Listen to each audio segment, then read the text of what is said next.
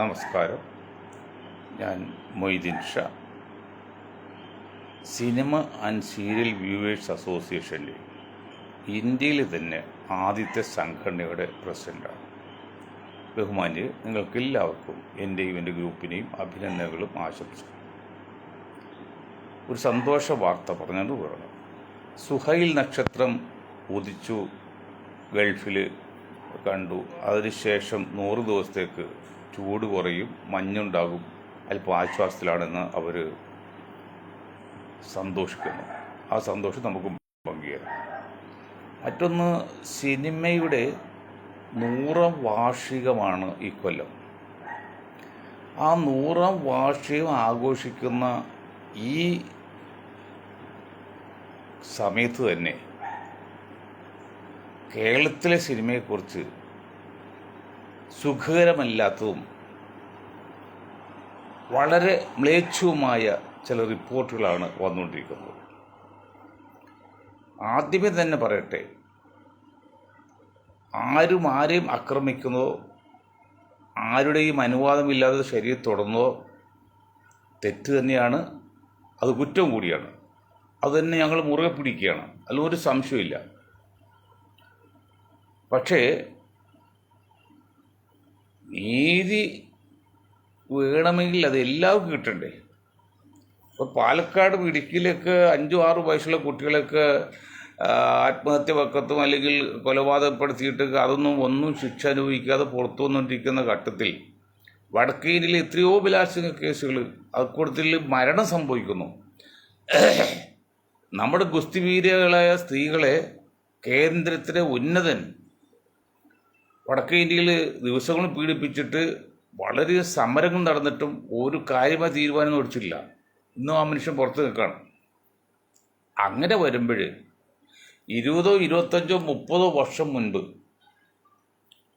എന്നെ പീഡിപ്പിച്ചു, ദ്രോഹിച്ചു എന്നുള്ള ചില സ്ത്രീകളുടെ പരാതി,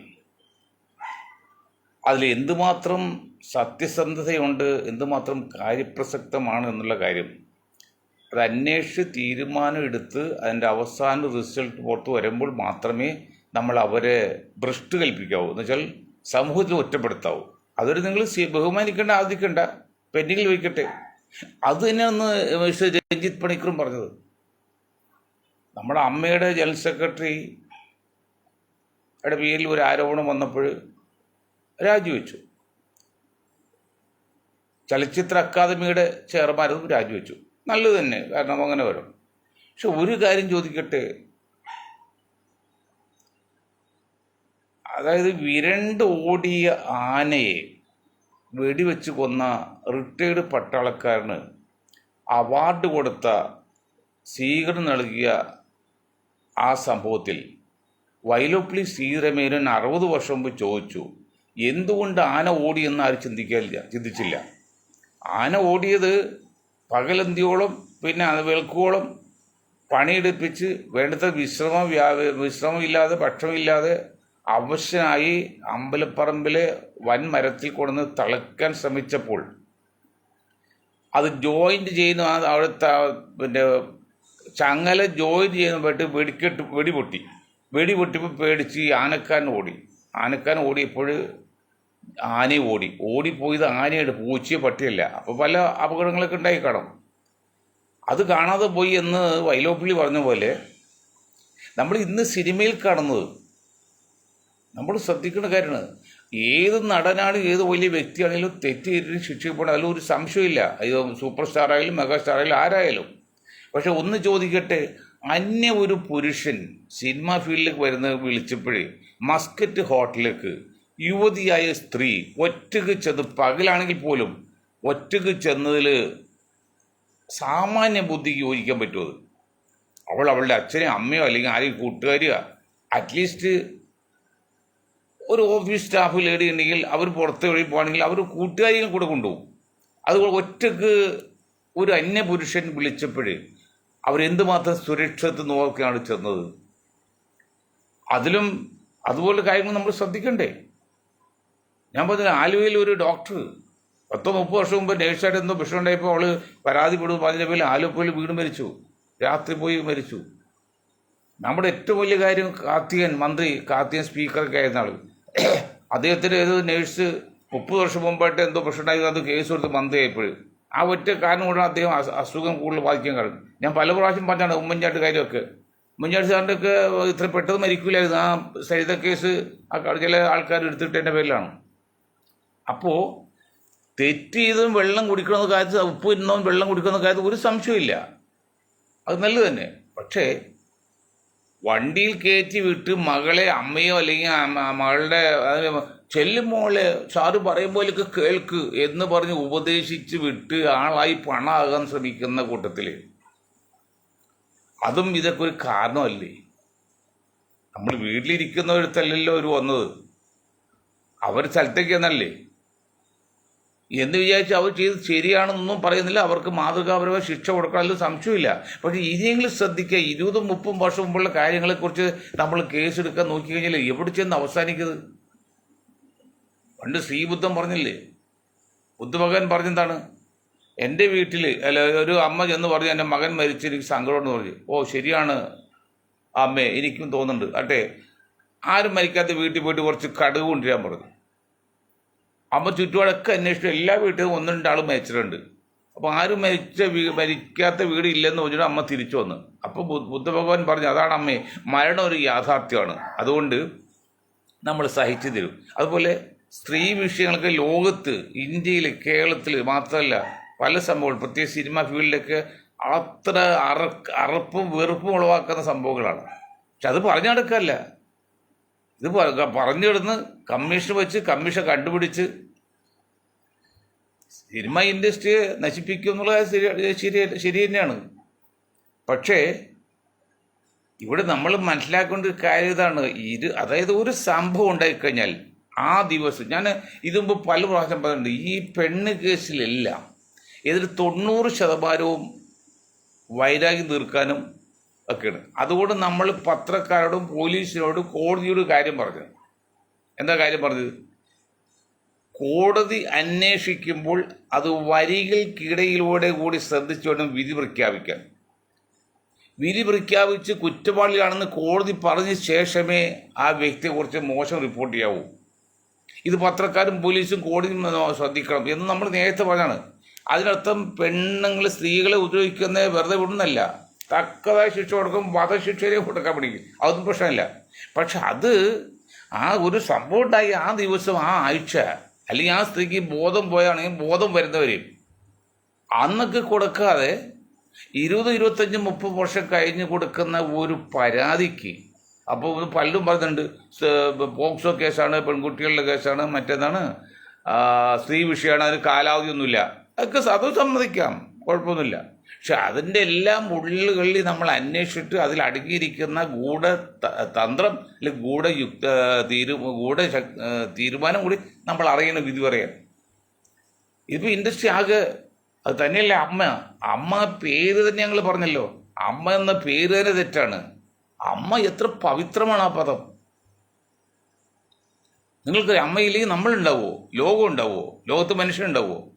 അപ്പോൾ അമ്മ എന്ന പദം ഉപയോഗിച്ച് തെറ്റാണ്. അത് ആ മണ്ടന്മാർ, അവർ വിഡ്ഢികളായിട്ടാണ്.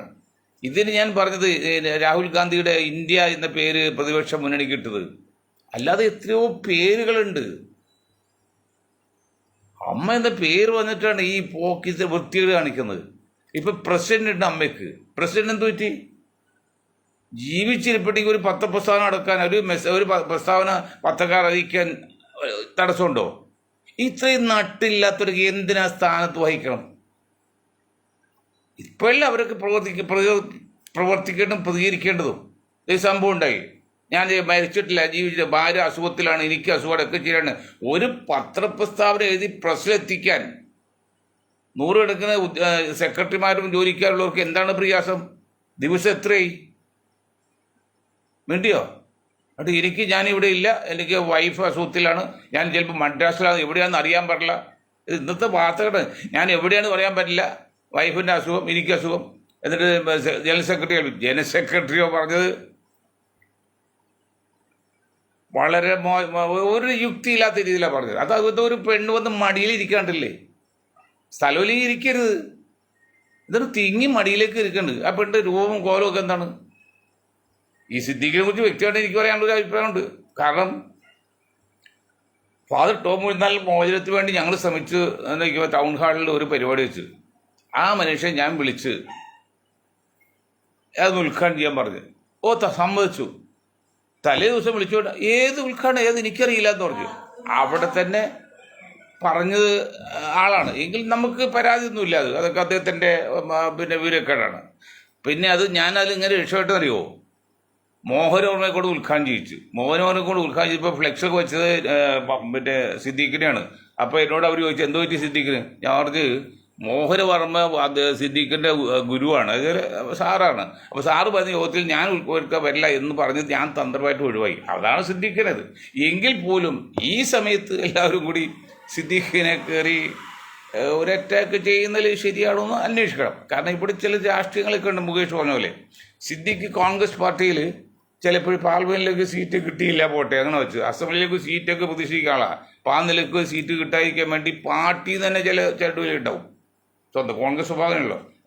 TH മുസ്തഫയുടെ മകല്ലേ സക്കീർ ഹുസൈന് യൂത്ത് കോൺഗ്രസിന്റെ പ്രസിഡന്റായി തീരുമാനിച്ചപ്പോഴല്ലോ അദ്ദേഹം പഠിച്ച സ്കൂൾ പെരുമ്പാവൂർ ബോയ്സ് സ്കൂളാണ്. അവിടെ നിന്ന് രാത്രി ഇത് കുത്തി തുറന്ന് ഡേറ്റ് ഓഫ് ബർത്ത് എടുത്ത് സോണിയാഗാന്ധിക്ക് ഫാക്സ് ചെയ്ത് മിടുക്കന്മാരാ. ആ ഫാക്സ് ചെയ്തതിൽ എന്താ കാര്യം അറിയോ, ഇദ്ദേഹം യൂത്ത് കോൺഗ്രസ് പ്രസിഡന്റ് ചാർജ് എത്തി ഒരാഴ്ച കഴിഞ്ഞാൽ ചാർജ് എടുക്കുകയുള്ളൂ. ആ ഒരാഴ്ച നമുക്ക് 40 വയസ്സ് കഴിയുന്ന അല്ല, ഇലക്ഷൻ എന്നല്ല.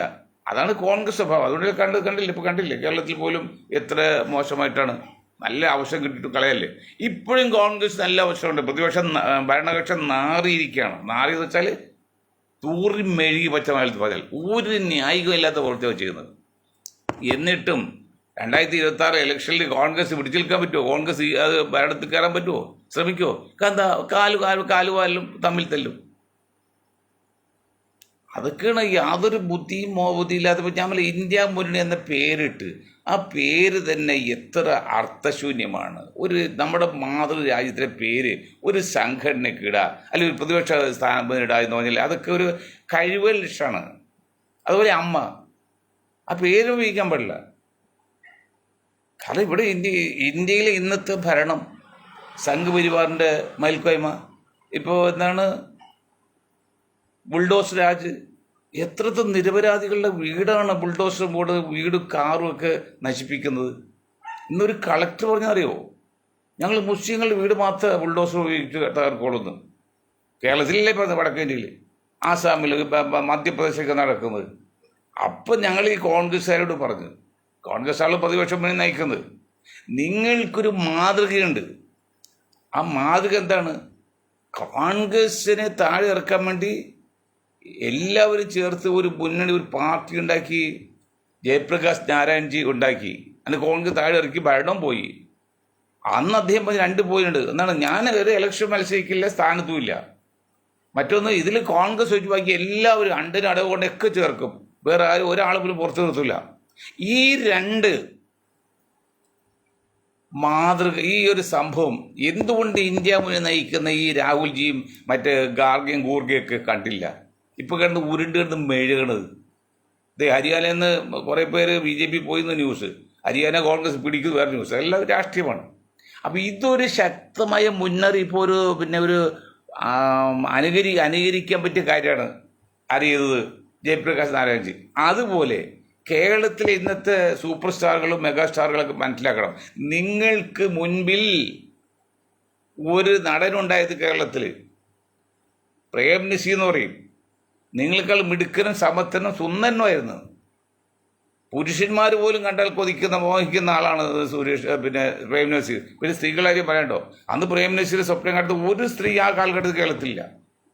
ആ പ്രേം നസീർ എത്രയോ വർഷം ഇത് കൊണ്ടുനടന്നു. ഒരപശബ്ദം ഉണ്ടാക്കിയോ? നിങ്ങൾക്കെന്തും അനുഭവിക്കാൻ പാടുള്ളത്. അപ്പോൾ നിങ്ങൾക്ക് സ്വാർത്ഥ ലാഭവും സ്വാർത്ഥ താല്പര്യവും, പിന്നെ വ്യക്തി ഇച്ഛ, സ്വയം ആസ്വാദനം. അങ്ങനെ കല്ലും നെല്ലും മാറ്റി ഒരാളും ഉണ്ടാവില്ല. അത് മനസ്സിലാക്കണം. ഒരു ന്യൂസ് ഫ്ലാഷ് ചെയ്ത് തിരിച്ചെടുക്കാൻ പറ്റില്ല. കൈവിട്ട കല്ല് പോലെയാണ്. കൈവിട്ട ആയുധവും വായി പോയ വാക്കും തിരിച്ചെടുക്കാൻ പറ്റില്ല എന്നുള്ള പഴഞ്ചൊല്ല് പോലെ ഇങ്ങനെയൊക്കെ കുത്തിപ്പൊക്കി കല്ലും പതിരും മാറ്റിയാൽ പിന്നെ നെല്ലൊന്നും ഉണ്ടാവില്ല. ഇപ്പം ഇന്ന് വൈസ് പ്രസിഡന്റ് ചന്ദ്രൻ പറഞ്ഞല്ലോ, അത് നന്നായി അന്വേഷിക്കും, രാജിവെച്ചാൽ അത് ശരി ചന്ദ്ര. ഇതൊക്കെ ഓരോരുത്തരെയും ഇങ്ങനെ ഓരോരുത്തർ കുത്തിപ്പൊക്കി വന്നാൽ പിന്നെ കല്ലും പതരും മാറി നെല്ലൊന്നും ഉണ്ടാവില്ല. ആ ഇൻഡസ്ട്രി തകർന്നു പോകും. അപ്പൊ ഇൻഡസ്ട്രി തകരാതെ നോക്കേണ്ട ബാധ്യത നമുക്കുണ്ട്. സിനിമ ഫീൽഡ് അത്ര സുന്ദരമായ ഫീൽഡും അല്ല. എത്രയോ അപാകതയുള്ളത് പ്രത്യേക സ്ത്രീ വിഷയത്തിലേക്ക് അതിനുവേണ്ടി മാത്രം ഒഴിഞ്ഞിറങ്ങുന്ന ആൾക്കാരുണ്ട്. അങ്ങനെ നശിച്ചു പോയി എത്ര ആൾക്കാരെ എനിക്കറിയാം. അപ്പൊ ആരും പുണ്യവാളൊന്നും ആകണ്ട. ഒരു പുരുഷന്റെ റൂമിലേക്ക് ഒറ്റക്ക് കയറി ചെന്ന് യാതൊരു സുരക്ഷ നോക്കാൻ കയറി ചെന്ന് അവിടെ വെച്ച് എന്നെ പിടിപ്പിക്കാൻ ശ്രമിച്ചു എന്ന് പറയുന്നില്ല. എന്താണ് അതിൽ യുക്തിയുള്ളത്? നമ്മൾ മനസ്സിലാക്കണ്ടേ? അതിൽ പിന്നെ മറ്റ് 10-15 വർഷം മുമ്പേക്ക് വന്ന് എന്നെ ആക്രമിക്കാൻ ശ്രമിച്ചു, എൻ്റെ ദേഹത്ത് തൊടാൻ ശ്രമിച്ചു എന്നുള്ളത് പറഞ്ഞിട്ട് ഇപ്പൊ വീണ്ടും കുത്തിപ്പൊക്കിയാ വരാന്ന് പറഞ്ഞാല് അതിലൊക്കെ ഒരു മനഃശാസ്ത്രപരമായി ചിന്തിക്കുവാണോ? ഞങ്ങളിത് മനഃശാസ്ത്ര കൂട്ടായ്മയാണ്, ഇതൊരു ഫിലോസഫിയാണ്, ഇത് ശാസ്ത്രമാണ്. അത് വെച്ച് നോക്കുമ്പോൾ അത് 100% ഉൾക്കൊള്ളാൻ പറ്റില്ലെന്നേ. കാരണം പോക്സോ കേസ് അല്ലെങ്കിൽ ബലമായിട്ടാണ് ചെയ്തതെങ്കിൽ അതിൽ ഒരു സംശയമില്ല, അന്വേഷിക്കണം, അതിൽ ശിക്ഷ കൊടുക്കും. അത് ചെയ്താൽ ആ ദിവസം ആ ആഴ്ചയൊക്കെ ആയിരിക്കണ്ടേ? ഇത് പോലീസാണെങ്കിലും കോടതിയാണെങ്കിലും പിന്നെ പത്രക്കാരും ശ്രദ്ധിക്കേണ്ട പോയിന്റേ പറഞ്ഞത്. ഇത് 30 വർഷം മുമ്പുള്ള സംഭവം എടുത്തിട്ട് പലരും ഞാൻ കാത്തിയുടെ പറഞ്ഞല്ലോ, അങ്ങനെ പലരും കാര്യം പറഞ്ഞു എടുത്തിട്ട് എവിടെ ചെന്ന് അവസാനിക്കുന്നത്? അത് ഈ ട്രെയിൻ ടിക്കറ്റ് യാത്ര ചെയ്ത് കേരളീയരുള്ളൂ, ബാക്കി എല്ലാവരും ട്രെയിൻ ടിക്കറ്റ് എടുക്കണില്ല എന്ന് പറഞ്ഞ പോലെ ഇത് വടക്കേ ചേർത്താൻ ട്രെയിൻ എടുക്കണില്ല. നമ്മൾ ഫസ്റ്റ് ക്ലാസ് സ്ലീപ്പർക്ക് ബുക്ക് ചെയ്ത് പോയാലും അവർ ചേറും, അവരറിയിപ്പോൾ അവസാനം ടിക്കറ്റ് കയറുന്നത് നമ്മളാണ്. അതുപോലെ മറ്റെല്ലാ സംസ്ഥാനങ്ങളിലും ഇതിനേക്കാൾ കൂടുതൽ നടക്കുന്നുണ്ട്. പക്ഷെ അന്വേഷണം ഇപ്പോൾ കേരളമാണ്. ഇത് ലോകം മുഴുവൻ അറിയുകയും ചെയ്ത് ഇന്ത്യക്കുള്ളിലൊക്കെ പോയിട്ടുണ്ട്. അത് അഹങ്കാരം മൂത്താല് രക്തം വിറ്റ് പൈസ വാങ്ങി ടിക്കറ്റ് എടുത്ത് സിനിമ കണ്ട് വരുമാനം ഉണ്ടാക്കി ഈ ആൾക്കാരൊക്കെ ഉന്നതനാക്കി സാമ്പത്തിക ശേഷിയാക്കും. പിന്നെ അവന് സുഖം പോരാ, ആസ്വാദനം പോരാ എന്നൊക്കെ പറഞ്ഞ് ആ ഇൻഡസ്ട്രിയെ തന്നെ നശിപ്പിച്ചറിഞ്ഞല്ലേ. ഇപ്പം മെഗാസ്റ്റാർ ഇവിടെ പോയി, പിന്നെ സൂപ്പർ സ്റ്റാർ ഇവിടെ പോയി. ഞാൻ പറഞ്ഞ വീണ്ടും അമ്മയുടെ പ്രസിഡന്റ് ഇവിടെ പോയി. അവിടെയാണ് ചിന്തിക്കേണ്ടത്. ഇതിനൊന്നും ഗഡ്സ് ഇല്ലെങ്കിൽ അവരൊന്നും രംഗത്ത് വരരുന്നേ, സ്ഥാനം ഏൽക്കരുത്. ഈ പൊതുപ്രവർത്തനം എന്ന് പറഞ്ഞാൽ കല്ലും മുള്ളും നിറഞ്ഞതാണ് രാഷ്ട്രീയം പോലെ തന്നെ. അതിൽ നിങ്ങൾ ഗഡ്സ് ഇല്ലെങ്കിൽ ധൈര്യമായിട്ട് പറയണത് ഞാനാണ് ഇതിൻ്റെ പ്രസിഡന്റ്, എൻ്റെ പേരിൽ അന്വേഷണം വന്നിട്ട് ഞാൻ അന്വേഷണം നേടാൻ തയ്യാറാണ്, എന്നിട്ട് ഈ സംഗതി ഇങ്ങനെയാണ് എന്നിട്ട് വ്യക്തമായിട്ട് പറയണ്ടേ, അഭിപ്രായം പറയണ്ടേ, അമ്മയുടെ അഭിപ്രായം പറയണ്ടേ. എന്തു പറയുമ്പോൾ ഇലിച്ചു കളിച്ചിട്ട് കാര്യമുണ്ടോ? അതാ പറയുന്നത്, നാടിനെ മുഴുവനും മലയാളികൾ മുഴുവനും ഈ സിനിമ ഇൻഡസ്ട്രിയും എല്ലാം കൂടി പൊതുജന മധ്യത്തിൽ അല്ലെങ്കിൽ ലോക നിലവാരത്തിൽ തന്നെ ലോകതലത്തിൽ തന്നെ മോശമായ ഒരു പ്രതിച്ഛായയാണ് ഈ കള്ളന്മാരൊക്കെ കൂടി ചെയ്തു വച്ചത്. അതിലെല്ലാം ഒരു മലയാളിമാർ നാണക്കേട് അനുഭവിക്കണം. അതാണ്. അതുകൊണ്ട് ഞങ്ങൾ ഈ സിനിമ എന്ന വ്യവസായത്തിൽ 100ാം വാർഷികം എറണാകുളത്ത് ഡിസംബർ 30 അല്ലെങ്കിൽ ആ ഡേറ്റ് ഫിക്സ് ചെയ്യില്ല, ഡിസംബർ മാസത്തിൽ നടത്താൻ വേണ്ടി എൻ്റെ കരുക്കൾ നീക്കിക്കൊണ്ടിരിക്കാതെ ദേ കിടക്കണ വീടിൻ്റെ തലയില്ലെന്ന് പറയുന്ന പോലെ ആകെ കൂടി ഒരു വൃത്തികെട്ട ഒരു സ്വഭാവം. അതൊന്നും ശരിയായ കീഴടക്കല്ല. ഇനിയെങ്കിലും മനസ്സിലാക്കുക, കഴിഞ്ഞ സംഭവങ്ങൾ കഴിഞ്ഞു, ഇനി എന്ത് എന്ന് ചോദിച്ചിട്ട് ഇനിയെങ്കിലും ആരെങ്കിലും വൃത്തിയോടെ ചെയ്താൽ അവരെ കൈയോടെ പിടിക്കുക, ശിക്ഷ കൊടുക്കുക. കഴിഞ്ഞു. അല്ല 30 വർഷം മുമ്പ് എന്ന സംഭവമൊക്കെ പറഞ്ഞ് ഇപ്പോൾ എടുത്തിട്ട് കഴിഞ്ഞാൽ പൊതുവേ ആ വിഷയം വഷളാകും, നമ്മുടെ ഇൻഡസ്ട്രി മോശമാകും. അതുകൊണ്ട് ബഹുമാനപ്പെട്ട മലയാളികളായ സിനിമാ പ്രേക്ഷകരോടും, സിനിമാ പ്രേക്ഷകരാകുമ്പോൾ അത് എല്ലാ ആൾക്കാരും ഉണ്ടല്ലോ, എനിക്ക് ഞങ്ങളുടെ ഗ്രൂപ്പിന് ഞങ്ങളുടെ സംഘടനക്ക് പറയാനുള്ളത്, ആവശ്യത്തിൽ കവിഞ്ഞുള്ള വ്യാകുലത കാണിക്കാതിരിക്കുക, ആവശ്യത്തിൽ കവിഞ്ഞ ഉത്കണ്ഠ കാണിക്കാതിരിക്കുക, ആവശ്യത്തിൽ കവിഞ്ഞുള്ള പ്രചരണം നൽകാതിരിക്കുക. വന്ന കാര്യം എങ്ങനെയെങ്കിലും അത് മിതമായ രീതിയിൽ സർക്കാരുമായി സഹകരിച്ച് അത്യാവശ്യ കേസുകളൊക്കെ അന്വേഷിച്ച് ആ വിഷയം തീർക്കുക. മേലാൽ ഇന്ന് മുതൽ, അല്ലെങ്കിൽ ഇനി എന്ത് ചോദ്യം, ഇന്ന് മുതൽ ഒരു സംഭവം ഉണ്ടായിക്കഴിഞ്ഞാൽ അതിന് മാതൃകാപരമായ ശിക്ഷ അന്ന് തന്നെ കൊടുക്കുക, അന്വേഷിക്കുക, ആ കാലതാമസം വരാതെ. അങ്ങനെ കൂടെ മുന്നോട്ട് പോയി പ്രശ്നം തീർത്ത് കളഞ്ഞാൽ നല്ലതാണ്. ആദ്യമായിട്ട് അമ്മ എന്നുള്ള സംഘടന പേര് മാറ്റണം. അത് കുറച്ചുകൂടി ജനകീയമായിരിക്കണം. ഈ കോടീശ്വരന്മാരുടെ സ്ഥാനം നിലനിർത്താൻ വേണ്ടി ആയിരിക്കരുത്.